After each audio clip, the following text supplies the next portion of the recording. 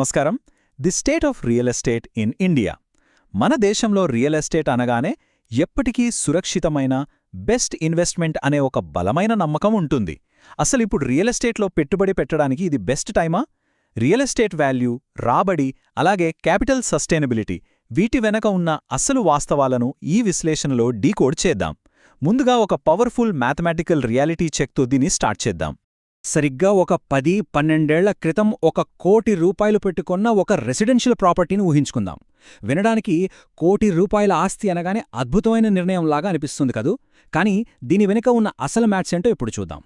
ఇక్కడ నంబర్స్ ఒకసారి జాగ్రత్తగా గమనిస్తే ఈ 12 ఏళ్ల కాలంలో ఆ లోన్ కోసం కట్టిన వడ్డీ మాత్రమే దాదాపు ₹2 కోట్ల.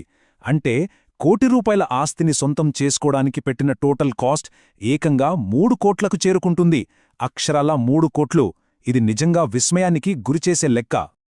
కాని ఇక్కడే అసలైన ట్విస్ట్ ఉంది. ఏకంగా 3 కోట్లు ఖర్చు పెట్టినప్పటికీ ఆ ప్రాపర్టీ కరెంట్ మార్కెట్ వాల్యూ చూస్తే అది ఇంకా 1 కోటి కంటే తక్కువే ఉంది. రియల్ ఎస్టేట్లో పెట్టుబడి పెడితే ఇక ఖచ్చితమైన లాభాలొస్తాయనే మన ఎమోషనల్ ఇల్యూజన్ను ఈ ఒక్క లెక్క పూర్తిగా బద్దలు కొడుతుంది. ఇక నెక్స్ట్ సెక్షన్ చూద్దాం. అపోహ వర్సెస్ వాస్తవం, గ్యారంటీడ్ అప్రిసియేషన్. రియల్ ఎస్టేట్ రేట్లు ఎప్పుడూ పెరుగుతూనే ఉంటాయి అనేది మన సమాజంలో ఉన్న అతిపెద్ద అపోహ. ప్రాక్టికల్గా చూస్తే వాస్తవం వేరేలా ఉంటుంది.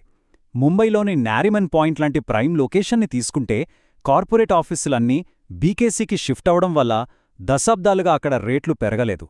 అలాగే చెన్నైలోని మౌంట్ రోడ్ పరిస్థితి చూస్తే గత 12 ఏళ్లుగా ధరలు పెరగకపోగా పూర్తిగా స్తబ్దుగా ఉండిపోయాయి, లేదా చెప్పాలంటే తగ్గాయి కూడా. నెక్స్ట్ టాపిక్, పన్ను రాయితీలు. ఒక రెడ్ ఫ్లాగ్. హోమ్ లోన్ల మీద ప్రభుత్వం ఇచ్చే పన్ను రాయితీలు చూడగానే ఒక ల్యూక్రేటివ్ బోనస్ కదా అనిపిస్తుంది. అయితే అసలీ రాయితీలు ఎందుకిస్తున్నారో ఒక్కసారి లాజికల్గా ఆలోచిద్దాం. వ్యవసాయం లాంటి తక్కువ లాభాలొచ్చే రంగాలకు సపోర్ట్ చేయడానికి ప్రభుత్వం సబ్సిడీలిస్తోంది. సేమ్ లాజిక్ ఇక్కడ కూడా. గృహ కొనుగోలుకు పన్ను రాయితీలిస్తున్నారంటే దానర్థం సామాన్యులకు ఇల్లు కొనడం ఆర్థికంగా భారం కాకూడదనే ఉద్దేశంతోనే కాని రియల్ ఎస్టేట్ అనేది విపరీతమైన లాభాలను కురిపించే గోల్డ్ మైనని కాదు. వడ్డీ మీద 2 లక్షలు, అసలు మీద ₹1,50,000 పన్ను మినహాయింపులిస్తున్నారు. దీని వెనుకున్న లాజిక్ ఒకటే, రియల్ ఎస్టేట్ అనేది నిజంగానే అంత అల్ట్రా ప్రాఫిటబుల్ ఇన్వెస్ట్మెంట్ అయితే అసలు ఈ ప్రభుత్వ రాయితీలు అవసరమే దానికుండదు గదా. ఇదొక క్లియర్ రెడ్ ఫ్లాగ్. ఇప్పుడు మరొక interesting section, global yields versus India. మన రియల్ ఎస్టేట్ మార్కెట్ నిజమైన సత్తా ఏంటో తెలియాలంటే దాన్ని ఇంటర్నేషనల్ స్టాండర్డ్స్తో కంపేర్ చేయాల్సిందే. ఈ డేటా చూస్తే పిక్చర్ చాలా క్లియర్గా అర్థం అవుతుంది. అమెరికా, యూకే లేదా దుబాయ్ లాంటి డెవలప్డ్ మార్కెట్లలో బ్యాంక్ ఎఫ్డి ఇంట్రెస్ట్ రేట్ కేవలం 1% అటు ఇటుగా ఉంటే రెంటల్ ఈల్డ్ అంటే అద్దెల ద్వారా వచ్చే రాబడి 4 నుండి 10% వరకు ఉంటుంది. కాబట్టి అక్కడ ప్రాపర్టీ కొనడం అనేది మ్యాథమెటికల్గా చాలా కరెక్ట్ డిసిషన్. కాని మన ఇండియాకి వచ్చేసరికి పరిస్థితి పూర్తిగా రివర్స్. బ్యాంక్ ఫిక్స్డ్ డిపాజిట్లు సేఫ్గా 6 నుండి 7% పటిష్టమైన వడ్డీని ఇస్తుంటే ప్రాపర్టీల మీద వచ్చే అద్దె రాబడి మాత్రం కేవలం 2% కంటే తక్కువే ఉంటుంది.